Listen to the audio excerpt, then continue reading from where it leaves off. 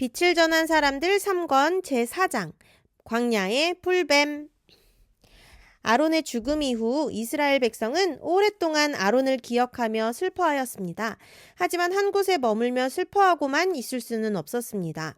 이윽고 구름 기둥이 다시 움직이기 시작하였습니다.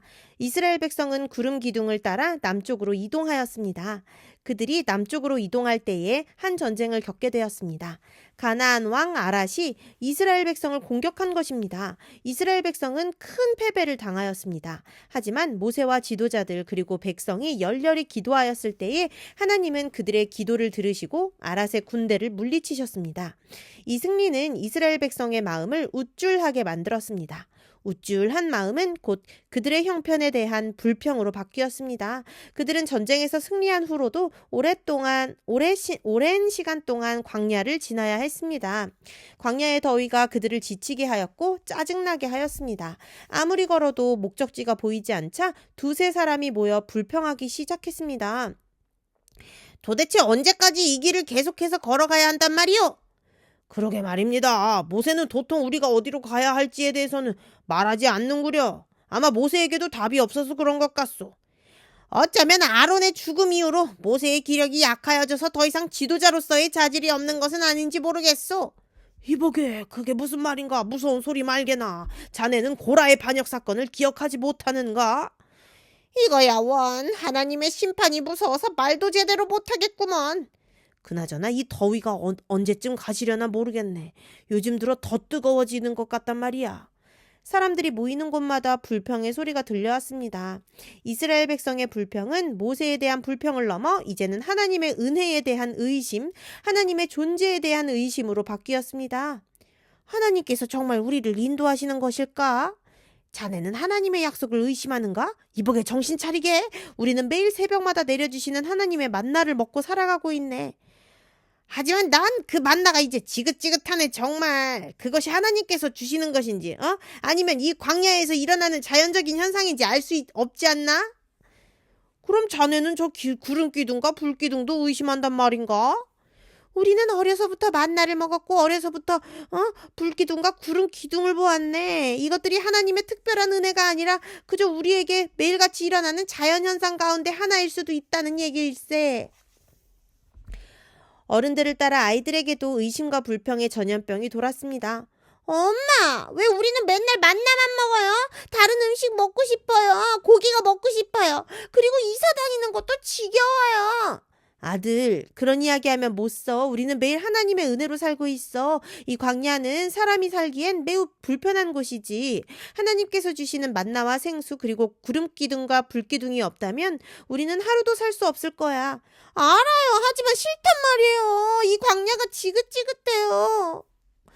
이스라엘 백성은 모세를 찾아갔습니다. 그리고 모세의 장막 앞에 진을 치고 매일같이 농성을 벌였습니다. 모세의 일과는 매일 아침 장막 앞에서 하나님의 은혜에 대해 설교하고 화난 이스라엘 백성을 위로하고 진정시키는 일이었습니다. 그러나 그들의 불평과 불만은 잦아들 줄 모르는 들불처럼 계속해서 번져만 갔습니다. 그러던 어느 날 오후였습니다. 해가 뉘엿뉘엿 지려 하는데 이스라엘을 덮고 있던 구름 기둥이 점점 옅어지는 것이었습니다. 그리고 해가 저물었습니다. 이스라엘 장막에 어둠이 찾아왔습니다. 그런데 평소와 다른 어둠이었습니다. 평소에는 해가 진 후에 불기둥이 이스라엘 진영을 둘러싸고 있었습니다. 그런데 그날은 불기둥이 보이지 않았습니다. 평소보다 몇 배는 더한 추위가 이스라엘 진영을 덮쳤습니다. 장막마다 모닥불을 피우느라 소란이 일어났습니다. 불평하던 사람들의 가슴이 쿵쿵 뛰기 시작했습니다. 혹시 무슨 재난이 일어나는 것은 아닐까? 지금까지 불기둥이 없어졌던 적은 없는데. 모닥불을 아무리 피워도 광야의 추위를 막을 수 없었습니다. 장막마다 아이들의 콜록거리는 기침 소리가 들려왔습니다. 춥고 무서운 긴 밤이 지나고 어느덧 아침이 되었습니다. 여느 때와 다름없이 땅에 내린 만나를 보고 어젯밤 의심을 품었던 사람들은 가슴을 쓸어내렸습니다. 그럼 그렇지. 그럴 리가 없지. 사람들은 아무 일도 없었다는 듯 만나를 거두어 떡을 만들고 아침 식사를 했습니다. 그런데 정오 무렵 이번에는 구름 기둥이 보이지 않자 사람들의 마음에 또다시 두려움이 엄습했습니다. 하지만 두려움보다 더 큰 문제는 참을 수 없는 더위였습니다. 평소에는 구름 기둥이 광야의 햇빛을 막아 그늘을 만들어 주었지만 이제는 햇빛이 직접 내렸지요. 이스라엘 장막을 뜨겁게 달궜습니다. 광야의 불볕 더위로 쓰러지는 노약자들이 속출했습니다. 그때였습니다. 으악! 으악! 뱀이다! 불뱀이다! 여기저기에서 비명이 들려왔습니다. 광야의 불뱀이 이스라엘 장막을 공격했습니다. 불뱀은 한두 마리가 아니라 셀 수 없이 많았습니다. 감당할 수 없는 불뱀들의 공격에 많은 사람이 물려 쓰러졌습니다. 이 소식은 곧 모세에게도 전달되었습니다. 이미 모세의 장막 앞에는 각 지파의 장로들과 어른들이 찾아와 고통을 호소하고 있었습니다. 하루 전까지만 해도 하나님을 불평하고 원망하던 사람들이 이제는 모세를 향하여 살려달라고 애원하고 있었습니다.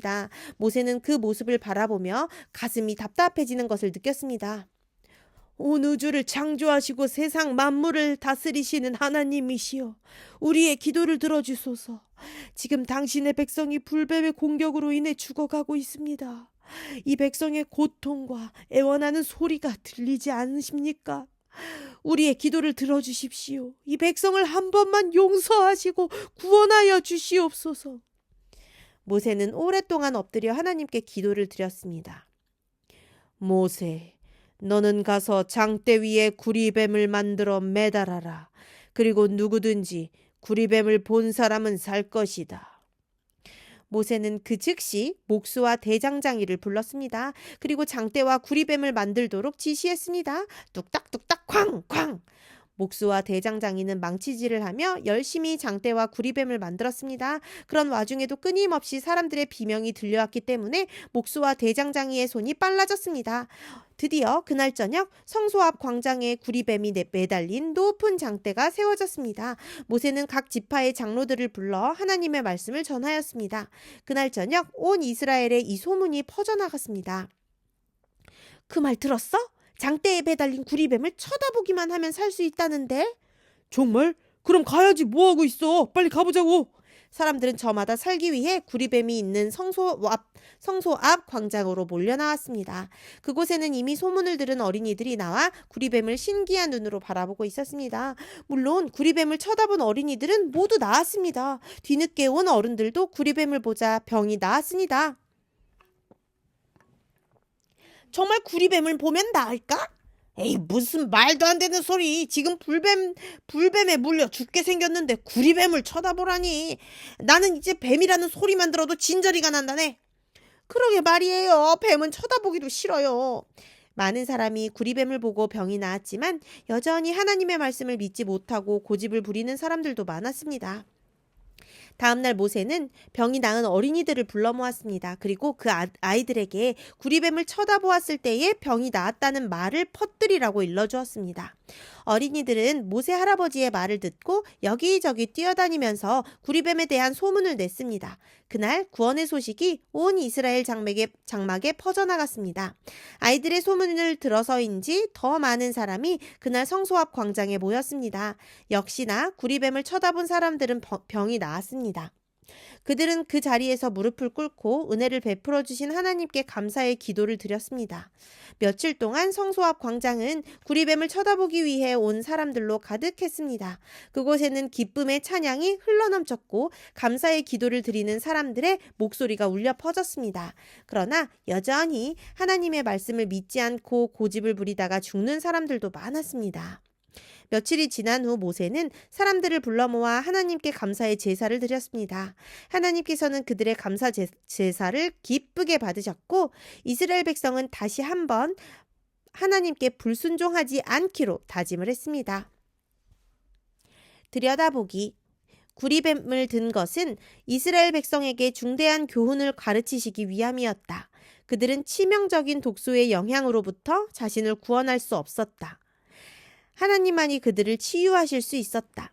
그러나 그들은 하나님께서 만드신 구원의 길에 대한 그들의 믿음을 나타내야 한다는 요구를 받았다. 그들은 살기 위해 바라보아야 했다. 이는 하나님께 간합될 수 있는 것은 그들의 믿음이었고 그 뱀을 바라봄으로 그들의 믿음을 나타냈다. 그들은 뱀 그 자체에 무슨 효험이 있는 것이 아니라 그것은 그리스도의 상징에 불과하다는 것을 알았다.